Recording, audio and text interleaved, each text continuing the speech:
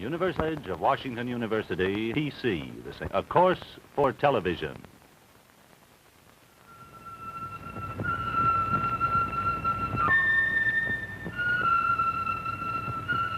The Religions of Man,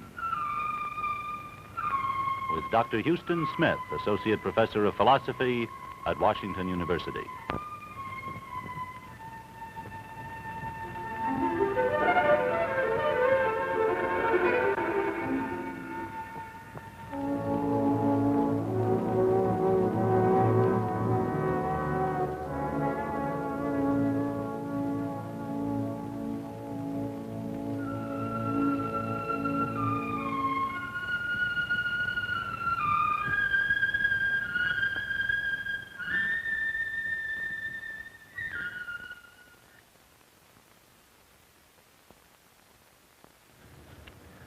Tonight, in this second discussion on Judaism, we're going to talk about the law. There are many things we could talk about instead. Following up last week's discussion of biblical Judaism, we could tonight go on to watch the dispersion of the Jews throughout the world following the first century of Christianity. We could watch their huge and continuing mass migrations, which make them like the mighty Gulf Stream in the Atlantic Ocean, always a part of the sea of Western culture, and yet always to a distinguishable part. We could watch this Gulf Stream as it shifted the center of Judaism from Palestine first over into Babylonia, then into Spain, then up into Europe, and finally into the United States and the state of Israel. This is one approach we could take this evening. Again, we could talk tonight about the vast wealth of Jewish learning as this overflows and finds expression in Jewish law, Jewish philosophy, Jewish literature, and the whole vast range of Jewish scholarship. Another approach might be to look at the divisions of Judaism, to see how the natural inclinations of man towards conservatism or liberalism, finally, within the last 200 years, divide Judaism into three great branches: Orthodox Judaism, Reform Judaism, and Conservative Judaism. These are all things we could talk about this evening, but we're not going to. Instead, we're going to talk about the law. Now, why? Well, for the reason that if we were forced to find one element which is central to all Judaism, wherever the place, whatever the time, whatever the perspective within Judaism, it would have to be the law. The Jews have been called the people of the book, and by the book is meant, of course, the Torah and the law. Or again, if we're looking for a symbol of Judaism, what would we look for? Well, to Jew and non-Jew alike, the symbol which immediately comes to mind is, of course, the Ten Commandments. This isn't all the Jewish law by any means, of course, and yet it is a kind of focus of it, the cornerstone, we might say, of Jewish law. And so tonight, this will be our guiding theme: Jewish law and what it means in the life of the Jew. Now, when we turn to the Jewish concept of law, we find that it divides into two parts. These parts aren't separable, really. They are constantly interpenetrating, and yet there are two emphases. Perhaps we might think of them as two sides of a penny, neither side of which can exist alone, and yet distinguishable also. The two sides of the Jewish law are, first, the ethical, and second, the ritualistic. Let's look first at the ethical side of the law. The ethics of Jewish law are tremendous in their range. Within the Torah itself are to be found 600, no less than 613 commandments. Obviously, we can't look at all of these or even a fraction of them. And instead, I would like for us to center down as representative of Jewish law upon that part which is most familiar and also of greatest significance for the Western world, the Ten Commandments. For this, the Jews have bequeathed to all Western civilization, and half the world today take the Ten Commandments as the basis for their morality. Now, when we look at the ethical side of the Ten Commandments, we find them speaking to the ordering of man's social life. The social life of subhuman animals is ordered pretty much by instinct, but man isn't endowed with this equipment. And so whatever order he achieves in society, he has to work out on his own. Specifically, there are 4 areas of life in which people come inevitably into contact with one another and hence into potential conflict, and so 4 areas which inescapably call for regulation. These are, first, the area of force; second, the area of wealth; third, the area of sex; and fourth, the area of the spoken word. Now, it's interesting to note that these tendencies don't provide problems for the animal world. 2 of the areas don't arise at all to speak of. The area of the spoken word, where animals cannot communicate enough to deceive one another and so to make this a problem, and again, the area of wealth, which to become an acute social problem calls for foresight and greed, which can amass huge fortunes at the expense of other people. So these 2 problems don't even arise on the animal level. The other 2 do, the area of force and the area of sex. But here they seem to be very well under control by instinct. Force, well, violence, there's been a plenty, of course, and is a plenty in nature. But intraspecial violence, one member of a species turning upon another member to rend it, this is relatively rare in the animal kingdom and seems to be very well under control.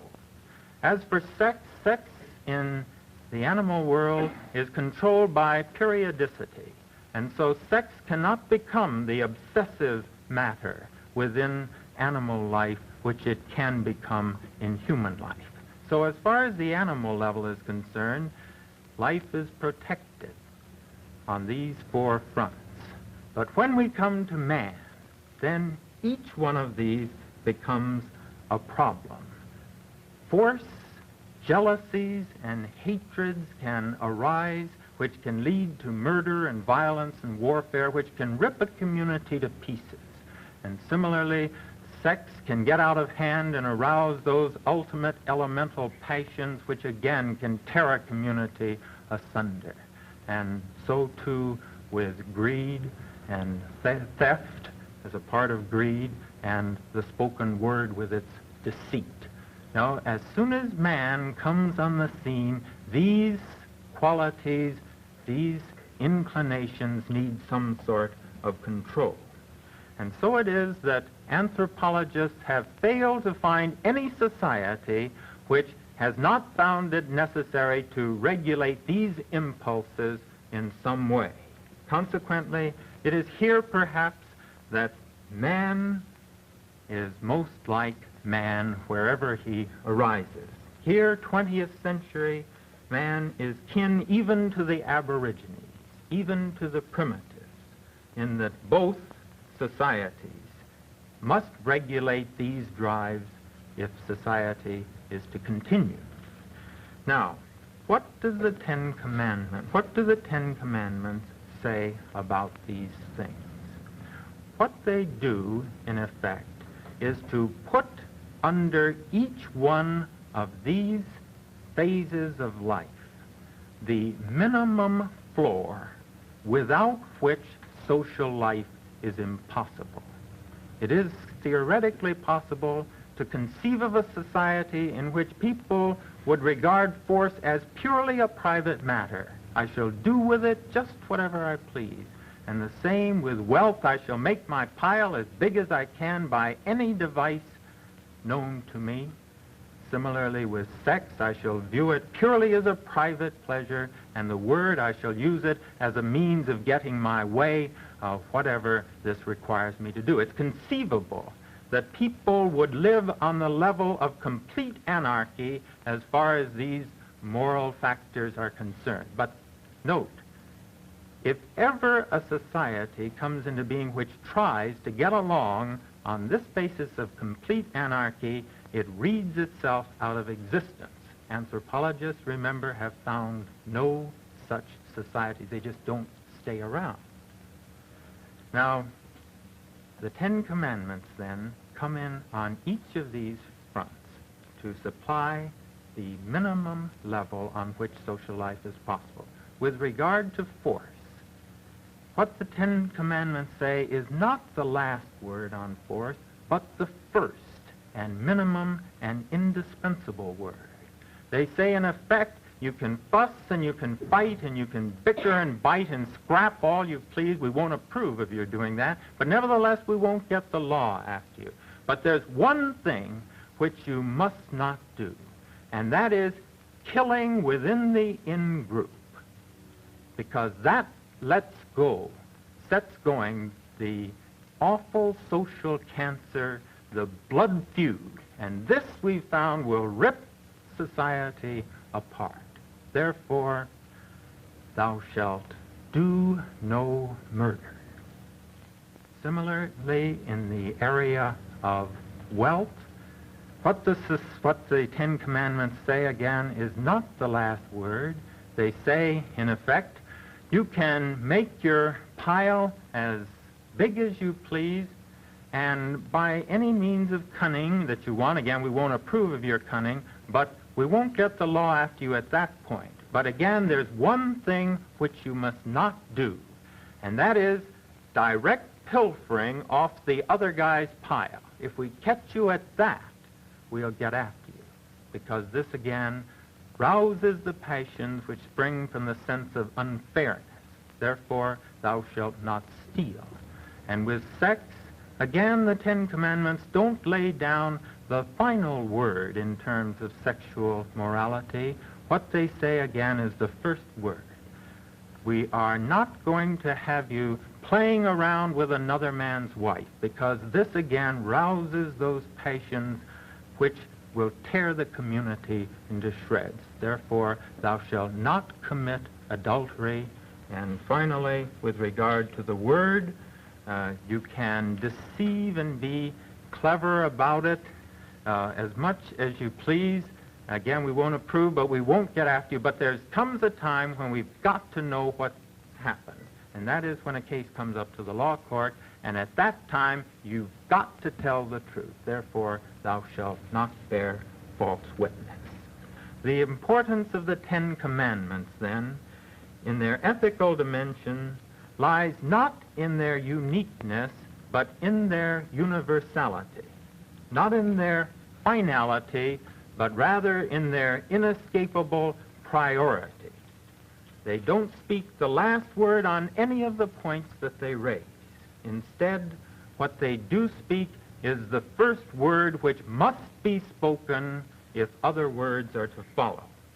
They lay down, as we've said, that minimum platform of agreement without which no social life is possible. That's why today, 3,500 years perhaps after their first formulation, they remain the cornerstone of morality throughout the Western world. Now, thus far we've been talking about the law as ethics. There is, however, another side, a more subtle side to get at, and this is the side of law as ritual. If the law as ethics speaks to the ordering of life, the law as ritual speaks to the hallowing of it. Before we look at the place of ritual in Judaism, I want to say just a word about ritual in general. We haven't said much about ritual thus far in this series, and it's time we did, because ritual is a universal element in all the great religions. From a purely rational or utilitarian point of view, ritual is nonsense. It's a waste any way you look at it. All the money that goes into churches and prayer books and candles, all the time that goes into prayer and worship and sacraments, all the energy that goes into kneelings and prostrations and risings up and sitting downs and singings, all of this to what end? Ritual bakes no bread. Moreover, there is about it a certain quality of arbitrariness which makes it very difficult for us to appreciate the rituals of other people. You remember that wonderful picture of Eleanor Roosevelt rubbing noses with the Eskimos, was it? Well, to the Eskimos, rubbing noses is a ritual, but to us it's simply funny. And yet, with all its arbitrariness, with all its seeming waste, ritual plays a part in life which nothing else can fill.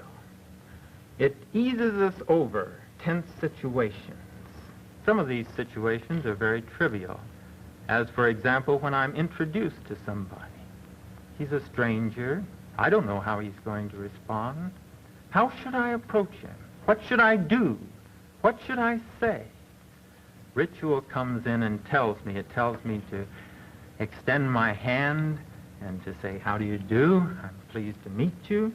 And in so doing, you see, it brings form out of chaos. It gives me a moment in which to get my bearings. The awkwardness is over.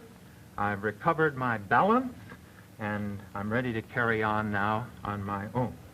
Now, if ritual can help out the tenseness of such trivial situations, how much more important when it comes to something like the ultimate shock of death. Stunned by a tragic loss, we would flounder completely at such times if we had to figure out for ourselves what we had to do, which is why death, with its wakes and its funerals and its memorial services and its sitting shivas, is the most prescribed and ritualized event in all life. Ritual comes in to direct us, to undergird our actions, and carry us through to the point where again we can walk on our own. But ritual not only directs us when we would flounder, it actually softens the blow of tragedy. For one thing, by impersonalizing it, universalizing it. Ashes to ashes, dust to dust. Note, it doesn't say whose ashes. This is all of us. Again, it counters tragedy with courage. The Lord giveth, and the Lord taketh away. Blessed be the name of the Lord. And it introduces, finally, perspective, so that this death is not seen as an isolated, solitary event, but rather as a part of the age-long march of life into death, and then into life and into death again, stretching both ways towards infinity. We've seen how ritual can come in to ease the pain of life, but we mustn't overlook the other side, the way it can come in to crown its joy. A marriage ceremony, an anniversary occasion, or a simple thing like an evening meal, the best meal of the day, when perhaps for the only time during the day, the whole family is together again. And a blessing becomes more than simply a device for getting the children into their seats, much like you get horses into the stalls so that all can begin the race together. A blessing becomes not that, but rather the hallowing of the meal. far from being dead weight. Ritual in such moments as this is a celebration of life in its unspeakable goodness. And now, against this background of the place of ritual in all life, let's turn to the place of ritual in Judaism. This is one of the points at which Judaism is most misunderstood, especially by Christians. Christians see the Jewish law so much through the conflict between Jesus and the Pharisees, or through the eyes of Paul, who spoke, you will recall, of the curse of the law, that it's really difficult for Christians to see what the law really means in Judaism. Now, I'm not saying that there's not some point in some of the things that Jesus said about the law or some of the things that Paul said. But what I am saying is that whatever truth there is in their words speaks to abuses of the law rather than to the conception as a whole. And it is always, of course, unfair as well as unwise to judge something by its abuses. When we try to see the law in its full light, in terms of what it is objectively meant in Judaism, we come out with a picture very different from that which Christianity usually ascribes to it. Basically, the Jewish law as ritual aims, as we've said, at the hallowing of all life. We find it put in the book of Leviticus, 19th chapter, in a nutshell. God says to Moses, "You shall say to the congregations of the people of Israel, you shall be holy, for I, your God, am holy." Well, what does it mean to speak of the hallowing of life? To some, of course, it will mean nothing. But if you've ever felt within you the stir of basic wonder, the sense of the ineffable, if you've ever had the experience which Plato describes by saying, first a shudder runs through you, and then the old awe creeps over you. If you've ever had experiences like these, you will know what I mean when I speak of the sense of the holy. To speak of the hallowing of life in Judaism is to believe simply that the entire world can be, even in its simplest elements, if we approach it in the right spirit, a reflection of the holiness of the divine. The name for this right approach to the world is piety. And in Judaism, it is through this quality of piety that the way is being prepared for the coming of the kingdom of God on earth, the time when everything will be redeemed and sanctified. To regard the law, then, as a way to the hallowing of all life carries with it three implications. First, the implication of the affirmation of all life. There is, therefore, in Judaism no contemptus mundi, no contempt of the world, no renunciation, no monasticism. Note, the pious remain right in the world. Instead, the Jew is to enjoy the world, for to do otherwise is to cast aspersions on its Creator. To rise in the morning upon seeing the light of a new day, to eat a simple meal, to see a rainbow or a beautiful view, to watch the day slowly turn into evening. Even the small things like these are to be seen as sacred and can disclose the ultimate meaning of life to those who can turn inward upon them. The second implication of the law as the hallowing of life is that he sees the whole world as belonging to God and symbolic of him. And so to enjoy the good things of life, most of which do come to us apart from our own efforts, without lifting these things to God would be totally wrong.